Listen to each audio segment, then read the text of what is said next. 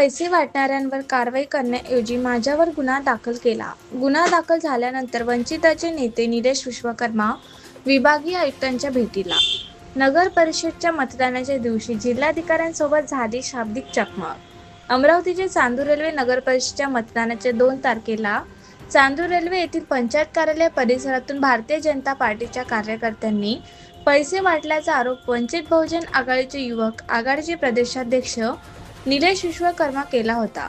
यावेळी जिल्हाधिकारी आशिष येरेकर आणि वंचित बहुजन आघाडीचे युवक आघाडीचे प्रदेशाध्यक्ष निलेश विश्वकर्मा यांच्यामध्ये शाब्दिक चकमक उडाली होती. त्या 6 दिवसानंतर चांदूर रेल्वे पोलीस स्टेशनमध्ये निलेश विश्वकर्मा यांच्या विरोधामध्ये गंभीर स्वरूपाचे गुन्हे दाखल करण्यात आले होते.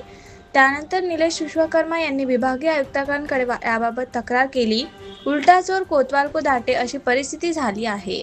पैसे वाटणाऱ्यांवर कारवाई करण्याऐवजी माझ्यावर गुन्हे दाखल केले गेले. भाजपवाले पैसे वाटत असताना त्यांच्यावर कारवाई केलीच नाही तर माझ्यासारख्या तरुण कार्यकर्त्यांवर गुन्हे दाखल केले. जिल्हाधिकाऱ्यांनी यावर चौकशी करायला पाहिजे होती. माझ्यासारख्या तरुण युवकाचा आवाज दाबण्याचा हा प्रयत्न आहे. असं होत राहिलं तर माझ्यासारखे तरुण राजकारणात येणार नाही, अशी देखील प्रतिक्रिया वंचित बहुजन आघाडीचे युवा आघाडीचे प्रदेशाध्यक्ष निलेश विश्वकर्मा यांनी दिली आहे. ज्या दिवशी 2 तारखेला मतदानाच्या दिवशी पंचायत समिती कार्यालय चांदूर रेल्वे हे उघडं असून तिथून भाजपचे जे उमेदवार आहेत त्यांचे पती बैजू मेटे आणि त्यांचे सर्व सहकारी त्यांचे 2 मुलं हे तिथून थार गाडीतून पैसे वाटप करत होते. मागील 2 तासापासून हा सर्व कृत्य सुरू होतं. आम्ही तिथं पोहोचलो. तिथं प्रथमदर्शनी आमच्या लोकांनी चित्रण केलेत, फोटो काढले आणि त्याचवेळी कलेक्टर साहेब माननीय चांदूर रेल्वेला त्यांचा बूथ निहाय दौरा होता. तिथं आम्ही त्यांना मेसेज दिला की आम्हाला भेटायचं आहे. भेटासाठी गेलो आणि त्याला चकमक म्हणता येणार नाही कारण का एक तरुण यूथ राजकारणी म्हणून मी माझी भूमिका तिथं मांडली.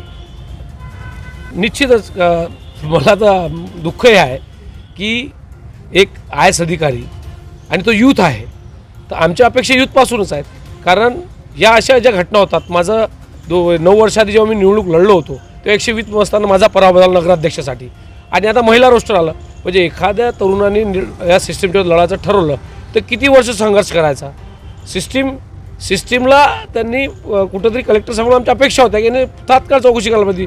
6 दिवसानंतर काल मला कळलं की माझ्यावर गुन्हा दाखल झाला. कपटी केल्याचा आरोप मी केलेला होता. कसं असते की एका यूथ पॉलिटिशियन म्हणून माझ्याकडे ज्या गोष्टी होत्या त्या त्यांना मांडायच्या होत्या. कलेक्टर साहेब त्यावेळेस ऐकण्याच्या मानसिकतेत नव्हतं म्हणून त्यावेळेसचा तो स्टँड असतो. आणि आपण कोणाकडे घरानं म्हणायचं कारण आचारसंहिता लागलेली आहे. आचारसंहितेत कोण आहे? जिल्ह्याचे बॉस कलेक्टर असतात आणि कलेक्टरने ते ऐकून घेऊन त्याच्यावर तुरंत कारवाई केली याची आमची अपेक्षा होती.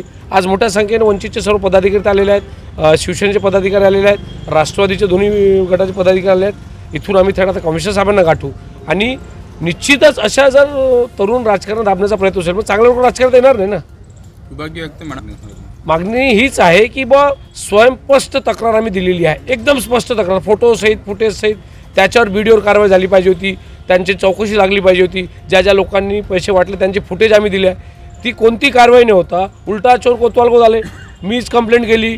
मीच एवढा मोठा मुद्दा प्रशासकीय मुद्दा तुमच्यासमोर आणून देतो आहे की एवढी चांगली लोकशाहीचा उत्सव सुरू आहे त्याला गालबोट लावण्याचं काम आपल्या अमरावती जिल्ह्यात होत आहे आणि त्याच दिवशी त्याच बूथवर कलेक्टरसुद्धा आहेत. त्यांनी तर उलट याला इंटेन्सिव्ह घेऊन तात्काळ कारवाई करून मेसेज द्यायला पाहिजे महाराष्ट्रात की अशा पद्धतीचं करप्ट जे लोकशाहीच्या उत्सवाला काळीमा फासण्याचं काम सुरू आहे ते मी थांबवणार.